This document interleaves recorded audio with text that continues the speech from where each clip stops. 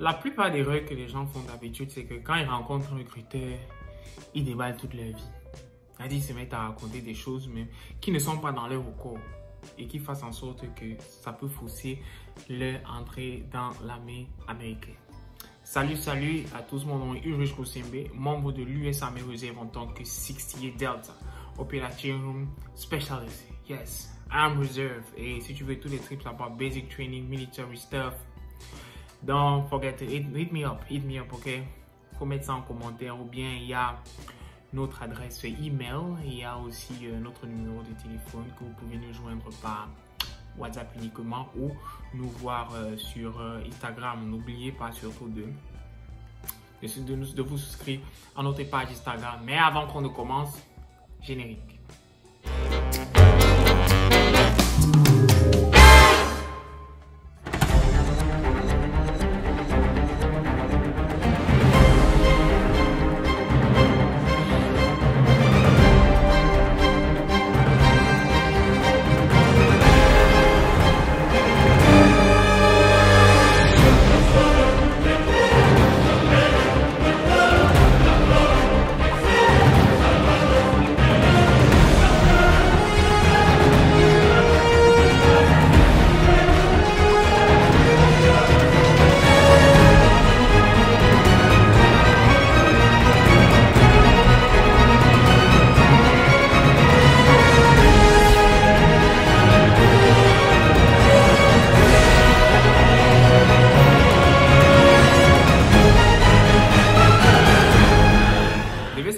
Il y a le non-tell et le lie.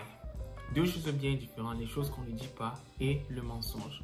Quand vous apprêtez peut-être à rejoindre l'armée américaine, bien sûr, on va faire ce qu'on appelle le background check pour checker si vous avez des problèmes avec la justice et tout. Parce que beaucoup de personnes pensent que l'armée prend tout le monde. On va vous dire ça, c'est du genre, si tu as un problème ou bien si tu as fait un truc dans ta vie, pendant l'armée américaine, on va juste te prendre, c'est faux. Si tu as des problèmes avec la justice, si tu as volé, si on t'avait arrêté et tout, ça va compromettre ton entrée dans l'armée américaine, bien sûr. C'est pour cela qu'avant de rejoindre l'armée américaine, ils font ce qu'on appelle le background check. Alors, quand on parle de lie et de non-tell, c'est deux choses que je recommande à tout le monde. Faites le non-tell lie. C'est-à-dire, si on ne vous demande pas, n'ouvrez pas votre bouche. Il y a des choses que vous devez dire à votre recruteur, il y a des choses que vous ne devez pas dire à votre recruteur. La première des choses, c'est si vous avez été arrêté.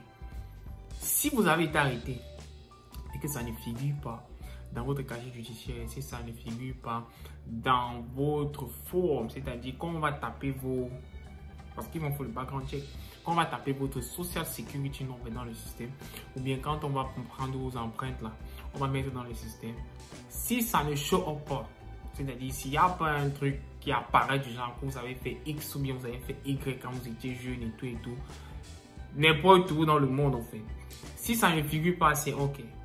Mais si ça figure et que vous avez dit auparavant que bon, et on vous a posé la question, vous avez dit que vous avez menti, là c'est à vous risque et péril. Donc, si vous êtes sûr que vous avez fait quelque chose, un ticket, la police vous a arrêté et tout, si ça ne figure pas dans votre casier judiciaire, comme on dit casier judiciaire pour que ce soit un peu plus facile, pour que certaines personnes puissent comprendre. Si ça ne figure pas dans votre casier judiciaire, ne dites pas. Ok? Essayez de les découvrir. Ou bien, si vous posez la question et que vous savez que ça figure, vous dites à votre recruteur avant d'aller au MEPS pour qu'on puisse d'abord fixer cette situation, qu'on arrange la situation. Parce qu'il y a des situations où votre recruteur peut vous aider à arranger des choses comme les tickets. Les tickets de circulation, effectivement, vous avez brûlé un feu, la police vous a stoppé peut-être parce que vous n'aviez pas vos phares et tout, ou bien on vous a arrêté avec de l'alcool dans la voiture, en conduisant et tout. Si c'est ça aux États-Unis, ça compromet tout votre dossier. Donc, pratiquez le non-tell lie. Ne mentez pas, mais ne dites pas. C'est un peu bizarre, parce que beaucoup de personnes, bon, on va se poser la question comme, mais comment je mens? Non, c'est pas le mensonge. Un exemple, on va vous demander, avez-vous déjà été arrêté? Si vous avez déjà arrêté, oui, vous mettez oui. Mais si on ne vous demande pas, vous ne dites pas. C'est simple. Essayez de découvrir. Ou bien, si vous savez que c'est comme ça, dites à votre recruteur. Je le répète encore, c'est que soyez honnête avec votre recruteur. Dites-lui ce qu'il doit savoir. Par exemple, un dossier qui puisse compromettre votre entrée. Vous dites, ok, la police m'avait pull up pour un ticket. Il va vous demander, est-ce que vous avez payé le ticket? Oui. Est-ce que vous êtes allé au court? Est-ce que votre case a été clear? Avez-vous le papier qui montre que votre case a été clear? Tranquille, là c'est cool. Mais si c'est que vous avez volé quelque part, on vous a arrêté ou bien vous avez un truc dans votre casier judiciaire, si vous ne dites pas à votre recruteur, ça va compromettre vos chances. Donc faites-le. Don't tell lie. La deuxième chose, c'est la maladie. Bien évidemment, nous avons fait une vidéo qui parle des choses qui vous disqualifient pour l'armée américaine. Comme je le dis toujours, on ne prend pas tout le monde. La première maladie qui est la maladie phare avec laquelle qui disqualifie énormément de soldats, c'est l'asthme. L'asthme est un sujet assez pertinent qu'on va développer encore dans une autre vidéo, bien sûr. Bien sûr, on parlera de l'asthme, ok? Il y a des gens qui ont différents types d'asthme, d'accord? Mais à noter que l'asthme devient un problème quand vous faites la crise, c'est-à-dire quand vous marchez tout le temps avec votre ventoline. Oubliez l'armée américaine, ok? Mais il y a des personnes qui ont été diagnostiquées l'asthme, il y a de cela peut-être 2 ans, mais qui ne font plus de crise, qui ne font plus la maladie. Vous pouvez encore rejoindre l'armée américaine, d'accord? Il y a toujours des chances. Tant que vous ne faites pas de crise, vous pouvez aller signer votre contrat. Bien sûr, on vous demandez, est-ce que vous avez eu l'asthme? Mon conseil, c'est de dire non. Si vous n'avez jamais eu de crise, ok? Pas que si vous n'avez jamais eu de crise. Bon, si vous ne faites plus de crise, dites non. Parce qu'une fois que vous avez répondu oui, vous menez encore d'autres investigations, d'autres trucs. Non. Ok? Ne vous stressez pas avec ça.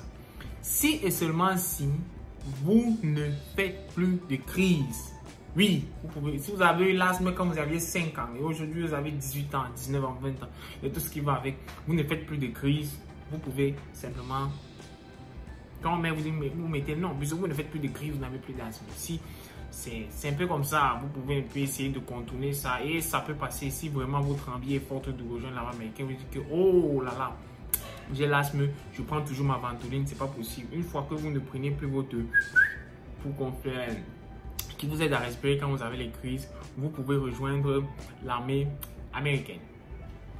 Aussi, comment est-ce que les choses qu'il ne faut pas dire à votre recruteur, c'est pas que les choses qu'il ne faut pas dire. La troisième des choses, c'est votre attitude.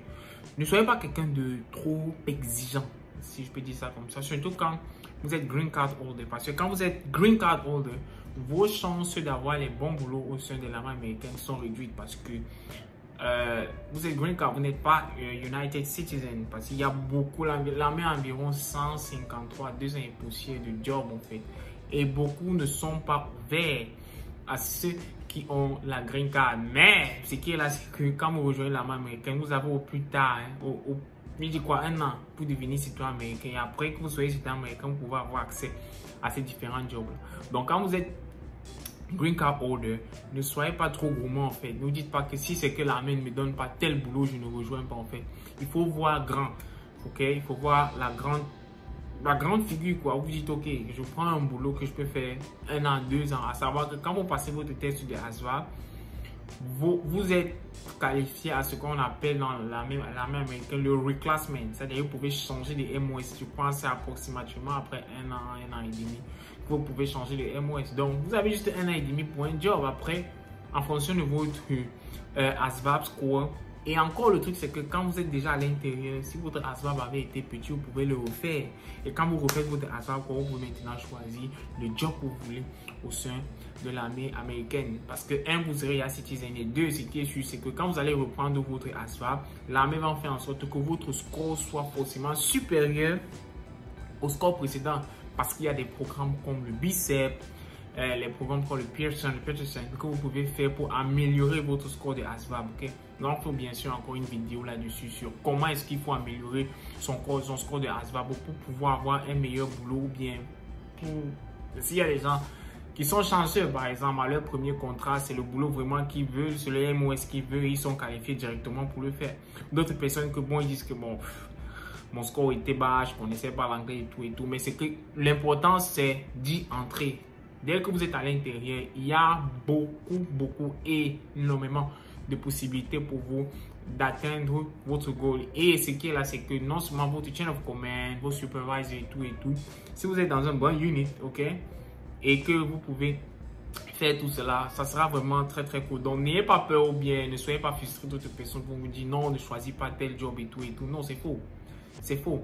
Il faut voir le big picture. Tu te dis, ok, j'ai 2 ans dans ce MOS, après je dégage. Je suis reclasse, après maintenant je peux faire ce que je veux. Ok? Et ce qui est là, c'est que vous serez double MOS qualified. Les choses qui sont énormément recherchées dans le military, quand tu es double MOS, ça veut dire que tu peux capter 1 ou 2 ou 3 assignments en même temps. Donc, ce sont des choses parfois à voir. Donc, voilà les 3 grands éléments qu'il ne faut surtout pas faire ou bien surtout pas dire à votre recruteur. Le premier élément, c'est par rapport à votre criminal record. Si c'est que cela ne figure pas, ok, dans votre background check, ne dites pas tout simplement, ok.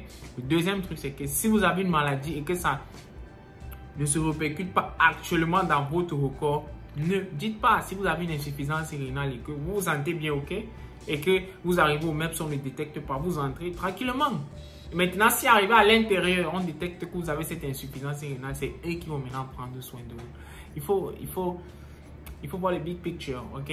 Et le troisième élément, c'est que ne soyez surtout pas gourmand, ok? Il ne faut pas être gourmand quand vous entrez dans le militaire. C'est par exemple que, si je ne fais pas dans le IT, je touche pas aux ordinateurs, je ne fais pas d'informatique ou bien je vais devenir Special Forces or something like that, je ne vais pas rejoindre. Non. Prenez votre temps, travaillez votre profil et vous aurez exactement ce que vous voulez dans l'armée américaine. Merci d'avoir regardé la vidéo. Nous nous verrons dans une prochaine vidéo. Ciao, ciao à la fin.